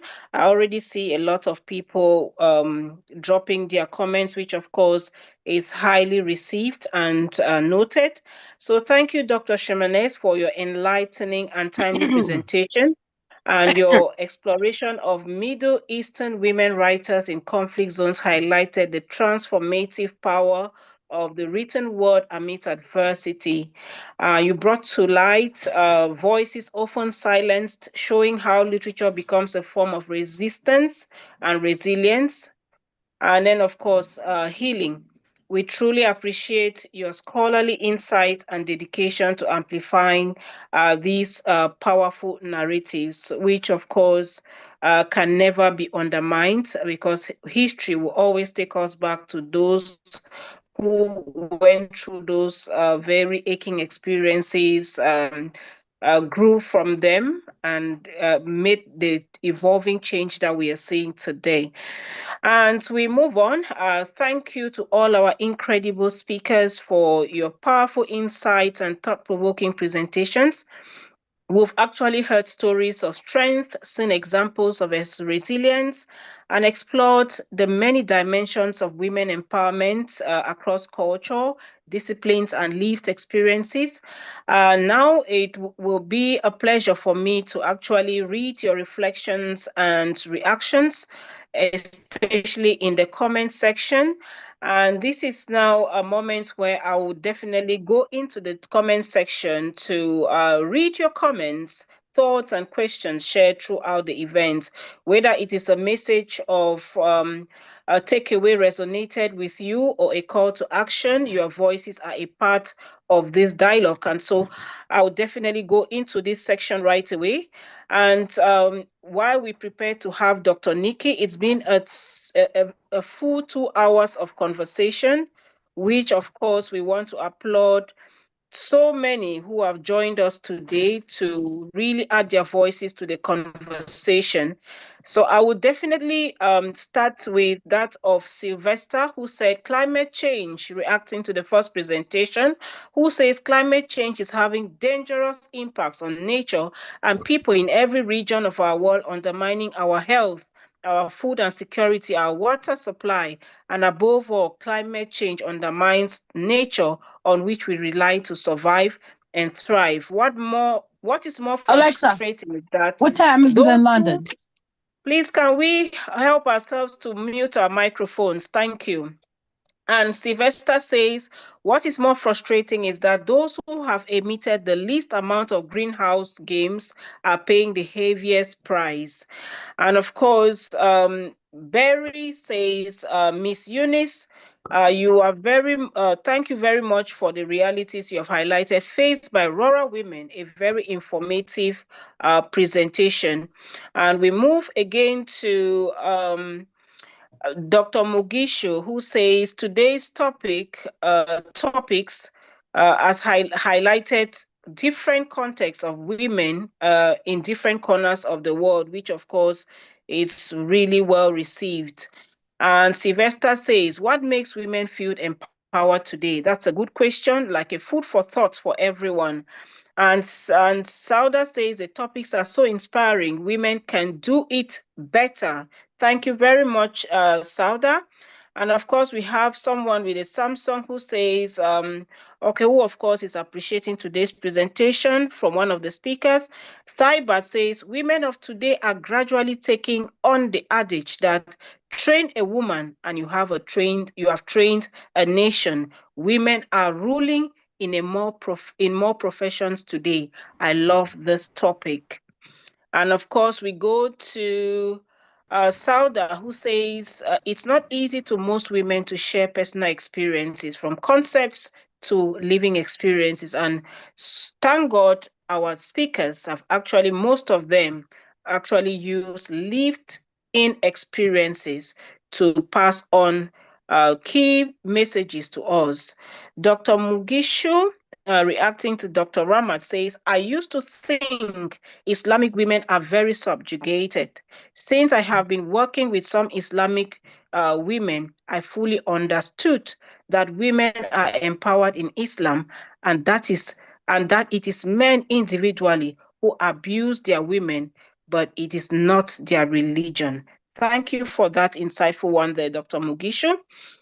And of course, we move on to the next reaction, which of course is coming in from Eunice, who says, thank you, GPLT, for hosting us, and to my fellow speakers for sharing your thoughts with us in making a peaceful world. And Dr. Mugisho, thank you. All the sessions today have been insightful regarding women empowerment. Women are our mothers. They are our life givers. Empowering them is giving them more space for their efforts. And Berry, thank you, Ms. Rose, for being an excellent host and meticulously introducing our esteemed speakers. We have gained so much knowledge from these events. I'm so honored, Berry, and of course, Noel, I'm highly empowered already. We are so glad to hear that. And she says, thank you, everyone. And Naja says, a powerful presentation by all the speakers. I enjoyed the talk of everyone. And last but not the least, Miss Mina, thanks Dr. Nikki and the team for providing this platform. Thanks, Rose. And now it is my honor to introduce the visionary behind today's impactful gathering, the founder and the Chief Executive Officer of the Global Peace Let's Talk, Dr. Nikki DePena, a passionate advocate for global dialogue, inclusion, and sustainable peace. Dr. Nikki has been instrumental in creating platforms that amplify the voices of women and championing meaningful change across communities. Her leadership continues to inspire collaboration, empowerment, and unity around the world. Please join me in welcoming Dr. Nikki to deliver the official closing remarks for today's events. You're welcome, Dr. Nikki. Thank you so much, Rosie. Dr. Nikki, if you allow me, I want to say something regarding the presentation of. Go ahead. Go ahead. See, today so many people have presented on different topic. Like in the beginning, we have Dr. Mugisho and the first speaker who have been talking about the economic condition of African women. I think there is a need for we at GAPLT to do something regarding African women if we can. But we are also very grateful that there are lots and lots of African women in our GPLT. Then I also agree with Meena Mishra ma'am's view regarding strongness of women. And there are certain criteria regarding definition of feminism of empowerment in the world, which I think should be challenged, because feminism of women empowerment is much wider topic. And there are lots of similarity between me and Veena Mishra ma'am, that I too belong to a village, and I too had a very strong paternal grandmother, and whom I had looked as a role model since my childhood, and she has also certain condition, and which is similar to. Then Dr. Rahmat, I want to just tell something about you. When you talk about the Islamic women, you people are just looking after the women in the Arabic world. There are many women in India and in the South Asia or in the Southeast Asia who have been very strong, or who have been trailblazer. Like you can ask Meena Mishra ma'am or other. The first woman who sat on the throne in India or on Delhi was a Muslim woman, Razia Sultan. So please read something about the women of our part of the world also. And there are very strong women in the Mughal history and also in the Ottoman Empire. But when people talk about the women in general, they are women, Muslim women, they are talking just about the women in the Arab world. So I request Dr. Rahmat to read about the women in the history of women in South Asia also. You will find very strong women who have ruled the country, women who have means fought in the war. So with Dr. Nirja talking about African American woman writer was also a powerful presentation. And thank you, Dr. Nikki, for such a wonderful event, and hope in coming week we can do a conference from my side, from gender study team, about how to raise a boy child. So I request Dr. Nikki to give us a day, some Saturday, that we can do a conference on how to raise a boy child. Thank you, everyone. Thank you, Dr. Chaminaz. You know what? Uh, the event, when you have all the speakers together, it's just so special for me. I just love listening to you, and I love your passion, and I just love how you just create this fire when you're talking, for people to take notes and listen to you. So I'm extremely grateful for all the expertise you shared today, and you were just so enthusiastic in your talk. So well done to that. You really engaged the audience today. And I want to say that for Global Peace Let's Talk, your presentations left a lasting impression, not only with me, but with the whole team in Global Peace Let's Talk. The Zoom will be shared with all of our members, so we're hoping then that we will be able to get more comments. But each one of you is just so inspiring. I just love your energy. Thank you so much for that. And then my personal appreciation to Rosalind, who's just a moderator of note. I love how she captures what your presentation and then summarizes it. So she's an excellent, awesome moderator with such a passion when you're talking, for her to understand and take note of the topic that you're sharing. So well done to everyone.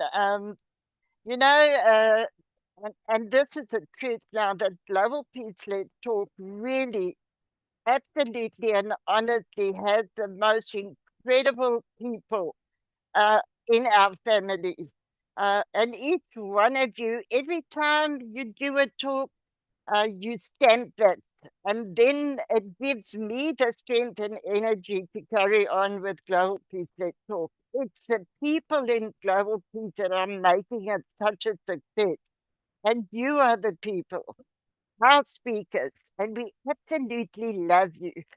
I also love the way that Rosalind always says, let's do the flowers. Because she loves doing that. And if this was on a site and we were all together, I promise you she would go and buy a whole wheelbarrow full of flowers and give each one of you flowers. Because that's just how she is. So well done Thank you so much. I love each and every one of you, and blessings for the days ahead. Thank you.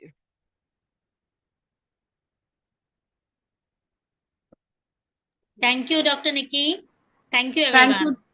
Thank you, Dr. Nikki and GP. Thank you, everybody. Thank you. Thank you. Thank you, Roba, for such a great moderation. Thank you all. Thank you. Thank you. Bye-bye. Sullivan. Bye-bye, everyone. Bye-bye. Bye.